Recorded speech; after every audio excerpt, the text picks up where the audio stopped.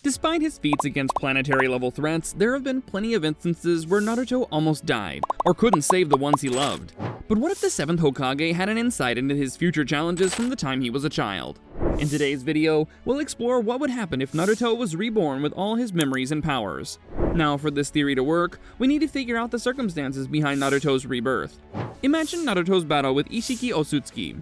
Even with Sasuke by his side, the world's most powerful shinobi couldn't land a single meaningful hit on the Otsutsuki. With even his six-path Sage mode failing to pose a challenge to Ishiki, Naruto is driven by desperation to develop a new transformation, Baryon mode. Now, in the original timeline, Naruto is able to apply just enough pressure to distract Ishiki from Kawaki's trickery, and ultimately defeat this powerful opponent. But a lot of things had to go right for this outcome because Baryon mode drains both Naruto's and Kurama's life force. In this alternate timeline, Ishiki figures out the life-draining aspect of Baryon mode much sooner, and instead of engaging with Naruto, he drags out the battle in hopes of exhausting him. And the plan works. Desperate for victory, Naruto pushes beyond his limits and consumes an irrecoverable amount of chakra. As his vision blacks out and Kurama's consciousness fades away, Naruto can't help but think of what he could have done if he had time to prepare for this threat. But wait, we know that Baryon mode drains life force as well, and in this battle against Ishiki, Naruto had also managed to steal the ability to warp space and time.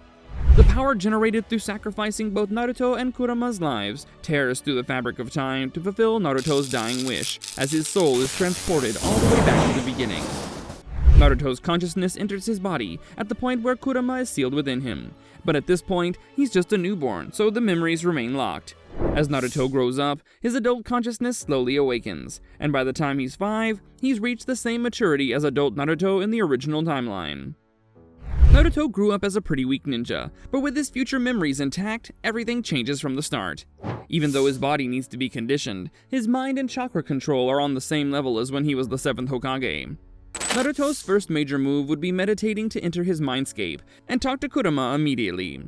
The great thing about this is that Kurama can also access Naruto's memories, and he would see the way they'd cooperate over the years and the incredibly powerful villains they fought. So instead of the years of hatred and conflict, Naruto strikes a deal with the Nine Tails early on, immediately magnifying the size of his chakra pool. Naruto's training would happen in secret, and he'd be careful not to tip off Iruka regarding his latent abilities. The biggest change that Naruto tries to orchestrate is the Uchiha massacre. Think about how much carnage could be avoided if Team 7 remained intact right to their adulthood. This is where reborn Naruto would make his first major timeline intervention. One option is for Naruto to try and expose Danzo's covert operations and get him arrested before the massacre could happen.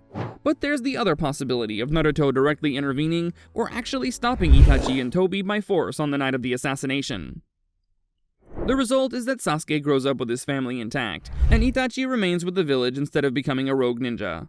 The butterfly effect here is massive, as the Uchiha clan retains its full military power, leading to a stronger and more united Konoha, or an existential threat for its leadership.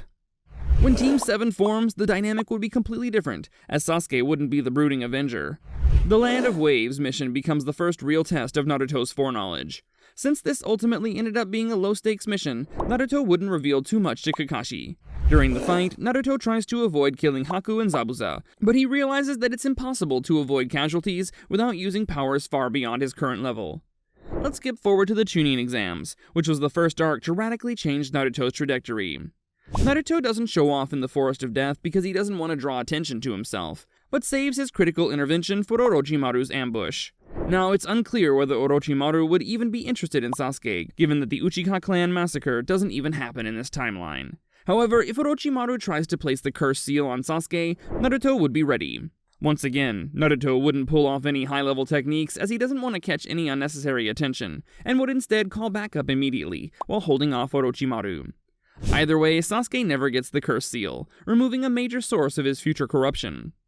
Now, Naruto's foreknowledge probably won't be of any use during the Konoha Crush, as it's unclear if Hiruzen could even prepare any countermeasures to Orochimaru's impure world reincarnation. Even if Naruto warns the 3rd Hokage, fate might resist these changes, with Hiruzen still dying in battle. With Orochimaru neutralized or severely weakened, the search for Tsunade becomes much smoother. Naruto also knows that the Akatsuki will come searching for him, and this time he's actually equipped to fight them off as well. Itachi and Kisame still spring a surprise attack, but Naruto manages to bypass them and alert Jiraiya before anything serious happens. Here's where the timeline really diverges. The Sasuke retrieval arc doesn't happen at all. If the Uchiha massacre was prevented, Sasuke has no reason to seek power from Orochimaru or take revenge against Itachi. In this alternate timeline, Sasuke might join the Konoha police force, honoring his clan's legacy, but this also means that he'll be much weaker, as hatred is the driving force behind his Sharingan's evolution. By the time Shippuden rolls around, Naruto is overwhelmingly powerful, as he'd have mastered Sage Mode and befriended Kurama completely. As he rises through the shinobi ranks, Naruto would be able to reverse the tone of the Akatsuki hunt and coordinate with the Jinchuriki of other villages to protect the tailed beasts. If Naruto succeeds, the Akatsuki would get demolished systematically, with the likes of Hidan, Kakuzu, Deidara, and Sasori being ambushed and sealed away. Naruto finally decides to reveal the truth in order to prevent Jiraya's death. Naruto knows exactly when Jiraiya will infiltrate Amegakure to investigate Pain, so he secretly takes the same path, ensuring that he's in place to save his master. While Naruto enters Sage Mode here and manages to overwhelm Pain together with Jiraiya, the two are still unable to kill or capture him. This means that Pain's assault on Konoha still takes place, but his invasion would be far less devastating thanks to Naruto's preparation. After revealing his story to Jiraiya, the two of them would work with Tsunade to approach Nagato directly first and acknowledge his dream of world peace. But if Nagato can't be convinced and still attacks, Naruto would be ready with Sage Mode and Kurama's full power, possibly even 6 Paths abilities. He'd defeat all 6 Paths of Pain quickly together with the likes of Kakashi and Gai, and ensure Konoha doesn't get destroyed. The 5 Kage summit would be far more peaceful with the Akatsuki crippled or eliminated. Instead, the summit focuses on uniting against the remaining threats like Madara and the Otsutsuki clan, which Naruto warns them of. The 4th Great Ninja War would be the ultimate test of whether Naruto's changes created a better timeline. With his foreknowledge, he'd expose the infinite Tsukuyomi plan early, possibly even destroying the Geto statue before it becomes a threat. But the key is preventing Obito and Kabuto from initiating the war in the first place. If Madara is somehow still revived, the allied shinobi forces would be much stronger, with Jiraiya and countless Konoha ninja who originally died being alive in this timeline. This means that the shinobi would manage to prevent the infinite Tsukuyomi from even happening, and thus Black Zetsu wouldn't be able to revive Kaguya as the final villain of Shippuden. The Otsutsuki thread is where things get speculative, as Momoshiki and Kinshiki would still eventually come to Earth seeking chakra. But with a fully prepared Naruto who's had years to train, develop space-time jutsu, and create god-level seals, these threats could be handled before they escalate. There's also the question of the likes of Ishiki, who were already on Naruto's level before he was reincarnated. It's still unclear how Naruto would adapt to address those threats, given that the shinobi still don't have the full picture on the Otsutsuki's workings. But here's where the theory gets complicated. Would changing so much actually work, or would fate push back? The major timeline changes that Naruto attempts, like averting the Uchiha massacre, could create paradoxes or resistances. What's even more troubling is that it might invite more interdimensional threats like the Otsutsuki that we haven't even heard of yet. We can only speculate about all the drawbacks of messing with the timeline, but a reborn Naruto would still have his indomitable spirit, and that alone gives him the strength to take on the toughest enemies. But aside from the battles, what about the everyday lives of the shinobi of the hidden villages? In this ideal world, the post-war landscape would be radically different, as Naruto marries Hinata sooner, and they might even have their children earlier. The entire shinobi world would be at peace, not because of exhaustion from war, but because threats were eliminated before they could cause massive damage. Sasuke remains in the village as a loyal ninja, married to Sakura, while she becomes a legendary medical ninja under Tsunade's tutelage. Neji never dies, and Jiraiya survives to write his novels and teach future generations.